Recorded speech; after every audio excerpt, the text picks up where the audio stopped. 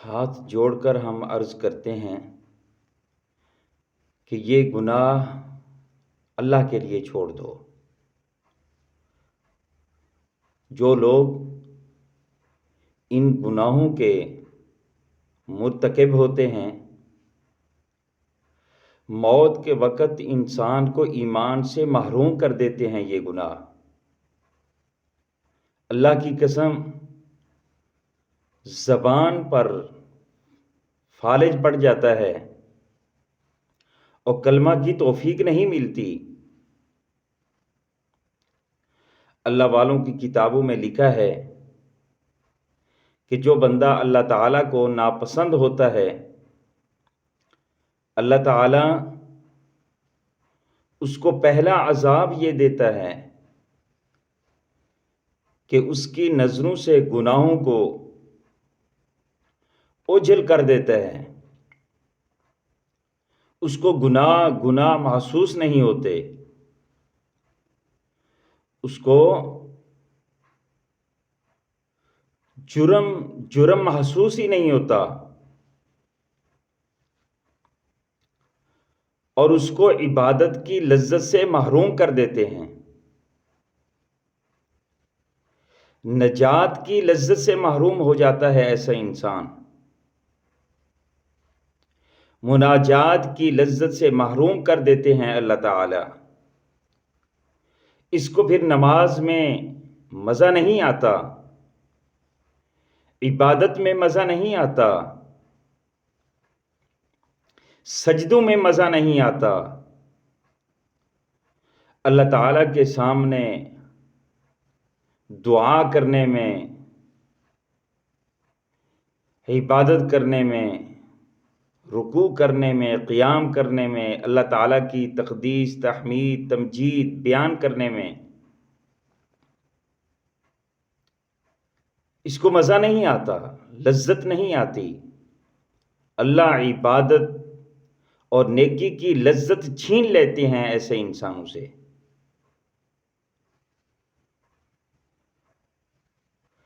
محروم ہو جاتے ہیں ایسے انسان عبادت کی لذت سے۔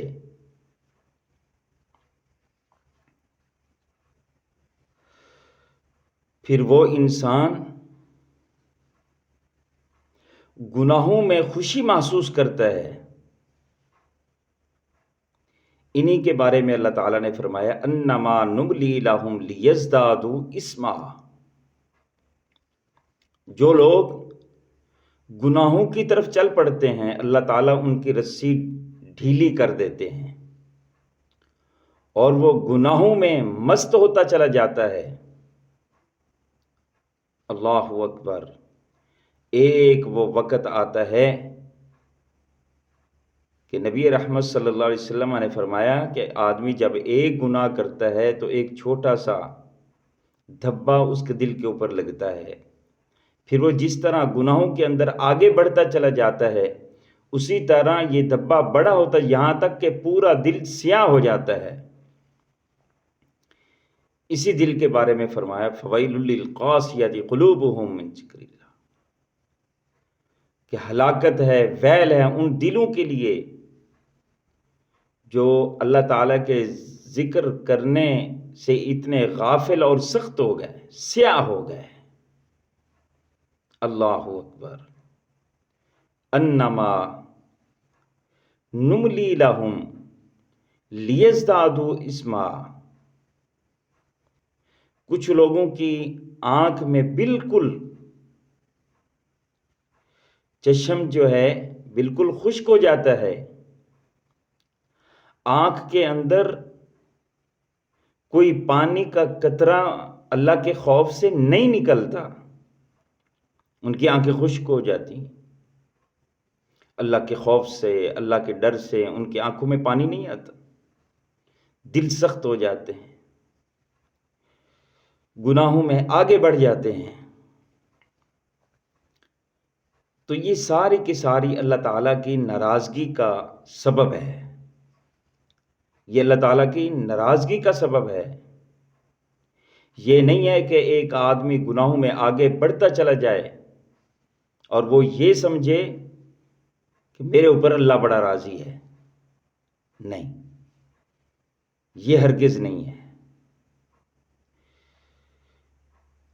نیکیوں کی توفیق نہ ملنا، نماز کی توفیق نہ ملنا، سچ بولنے کی توفیق نہ ملنا، نیکیوں کی طرف بڑھنے کی توفیق نہ ملنا اور گناہوں کی طرف بڑھتے چلے جانا، یہ سمجھیں کہ اللہ تعالیٰ کی ناراضگی ہے۔ اور ایسے لوگوں کو جب موت کا وقت آتا ہے ایمان نصیب نہیں ہوتا، کلمہ نصیب نہیں ہوتا۔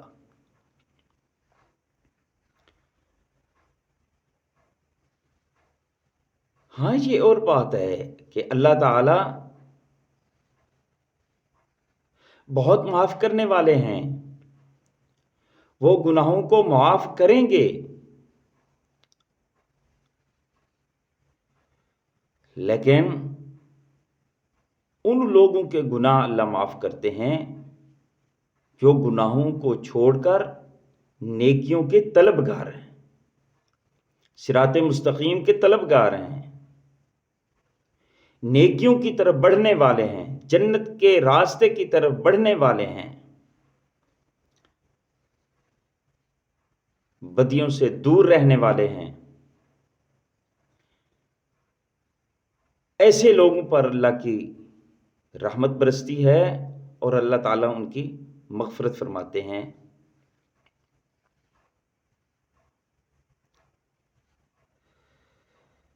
اور چند گناہ ایسے ہیں جس کی وجہ سے موت کے وقت انسان کا ایمان سلب کر لیا جاتا ہے۔ ان میں سے ایک، جو انسان مسلمان ہونے پہ خوشی محسوس نہ کرے، اللہ تعالیٰ کا شکر ادا نہ کرے، یہ ایسا گناہ ہے کہ مسلمان ہونے پر خوشی محسوس نہ کرنا اور اللہ تعالیٰ کا شکر ادا نہ کرنا اس نعمت کے اوپر۔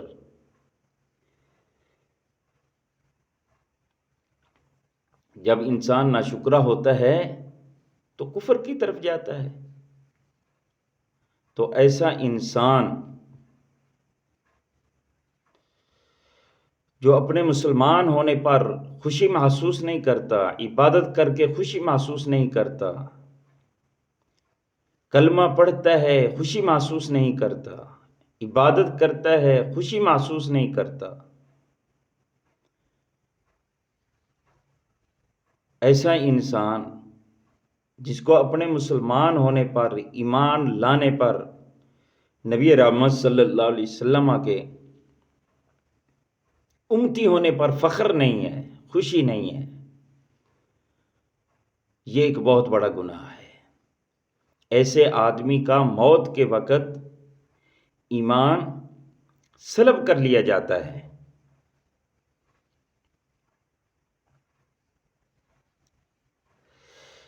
اللہ کا ایک یہ گناہ تو آج کل عام ہو چکا ہے، ایسا ماحول بن گیا ہے کہ لوگ اپنے آپ کو مسلمان ہونا بھی چھپائے پھرتے ہیں، اور وہ اپنے اندر افسوس کرتے ہیں کہ ہم مسلمان ہیں۔ جو بندہ اپنے مسلمان ہونے پر دلی خوشی محسوس نہ کرے اور احکام کو بوجھ سمجھتا ہو، پابندیاں سمجھتا ہو، ایسے بندے کا ایمان موت کے وقت سلب کر لیا جاتا ہے۔ دوسرا، ایسے بندے کو کہ جس کو اپنے ایمان کے ضائع ہونے کا کوئی خطرہ نہ ہو، خوف نہ ہو۔ اللہ والے لوگوں کو ہر وقت یہ خوف رہتا ہے کہ کوئی ایسا فعل نہ ہو جائے، ایسا کوئی عمل نہ ہو جائے، ایسی کوئی بات نہ ہو جائے، ایسا کوئی جرم نہ ہو جائے ہمہ وقت وہ اسی خوف میں رہتے ہیں کہ ہمارا ایمان ضائع ہو جائے، اسی خوف میں رہتے ہیں۔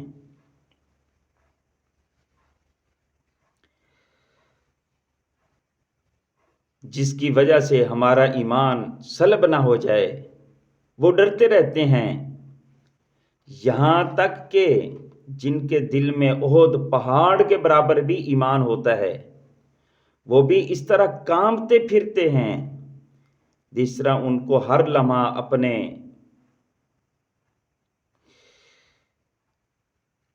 مر کر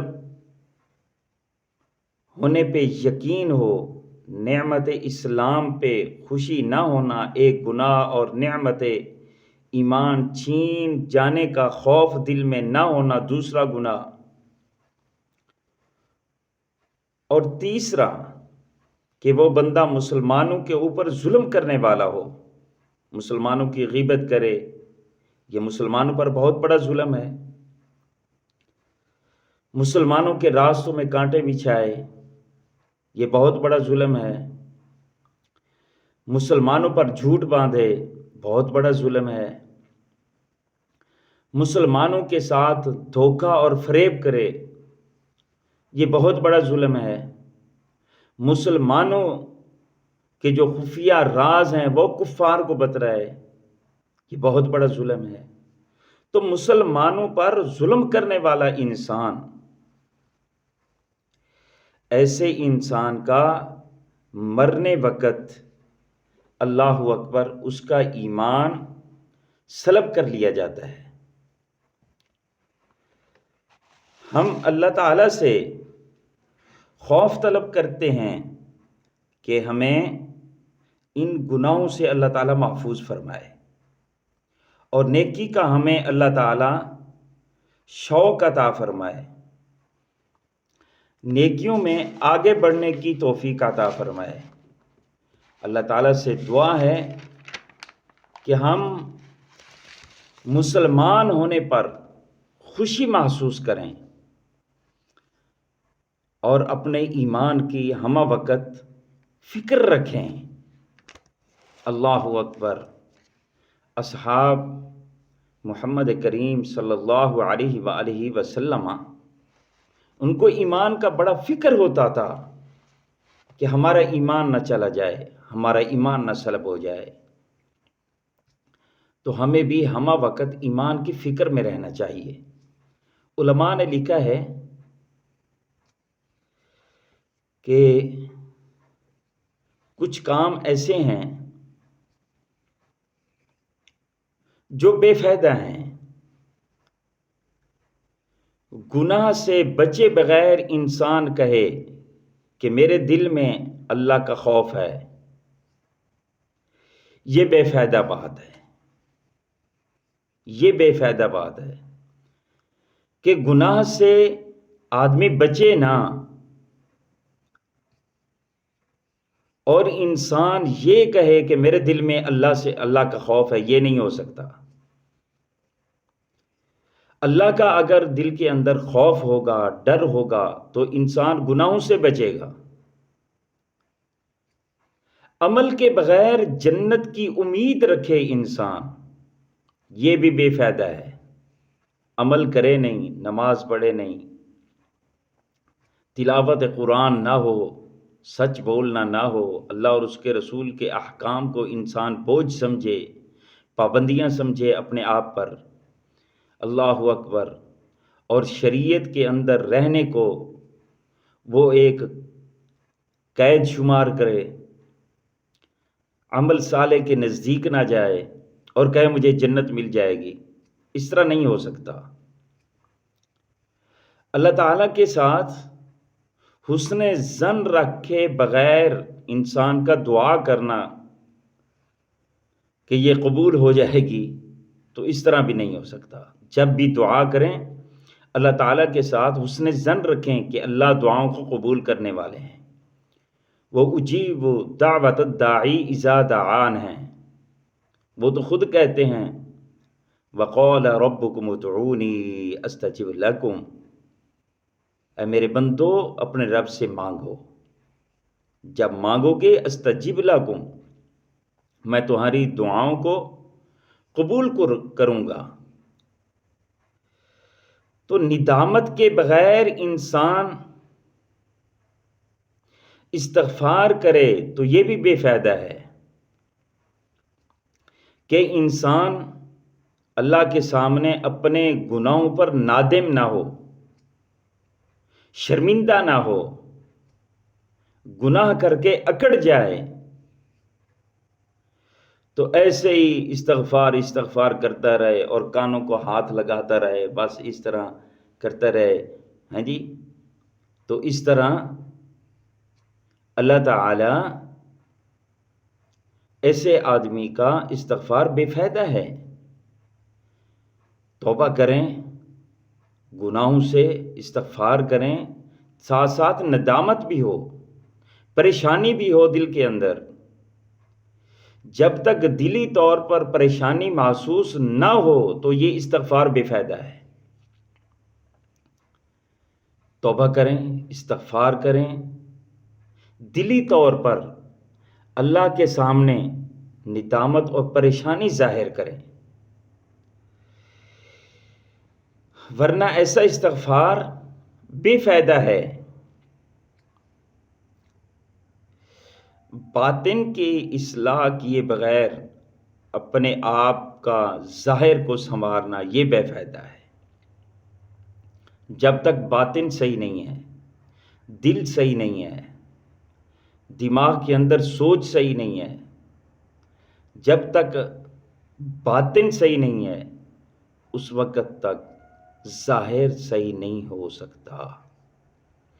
تو باطن کی دھلائی، باطن کا صاف ہونا یہ بہت زیادہ ضروری ہے۔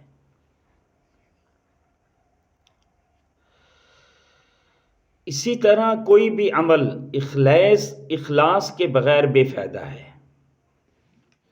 اخلاص کے بغیر کوئی بھی عمل کیا جائے، بے فائدہ ہے۔ جب بھی کوئی عمل کریں اخلاص کے ساتھ کریں، خلوص نیت کے ساتھ کریں۔ جب آپ خلوص نیت کے ساتھ کوئی عمل کریں گے تو اللہ تعالی تھوڑے عمل کو بھی اللہ تعالی بہت زیادہ نیکیاں عطا فرمائیں گے۔